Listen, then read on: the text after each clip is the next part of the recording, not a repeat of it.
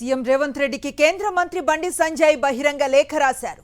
ప్రభుత్వం కొత్తగా అమలు చేసిన పథకాలపై తన లేఖలో పలు ప్రశ్నలను సంధించారు. రేషన్ కార్డులపై రేషన్ షాపుల వద్ద ప్రధాని మోదీ ఫోటో పెట్టాలని డిమాండ్ చేశారు. ప్రధానమంత్రి ఆవాస్ యోజన పథకం పేరును కొనసాగించాలన్నారు. అర్హులందరికీ రైతు భరోసా, ఆత్మీయ భరోసా, ఇళ్లు, రేషన్ కార్డులు మంజూరు చేయాలని డిమాండ్ చేశారు. జనవరి 26 నుంచి అమలు చేసిన 4 పథకాలు 3% మందికి కూడా చేరలేదన్నారు బండి సంజయ్. 70 లక్షల మంది రైతుల ఖాతాల్లో వేస్తామని చెప్పిన రైతు భరోసా ఎక్కడా అని ప్రశ్నించారు. 10 లక్షల మంది రైతు కూలీల కుటుంబాలకు ఇస్తామని చెప్పిన ఇందిరమ్మ ఆత్మీయ భరోసా ఎప్పుడిస్తారని లేఖలో ప్రశ్నించారు. కొత్తగా ఇస్తామని చెప్పిన 40 లక్షల కుటుంబాలకు రేషన్ కార్డులు, సన్నబియ్యం ఎప్పుడిస్తారని లేఖలో అడిగారు. ఇచ్చిన హామీల్లో ఏ ఒక్కటి అమలు చేయలేకపోయారని బండి సంజయ్ ఫైర్ అయ్యారు.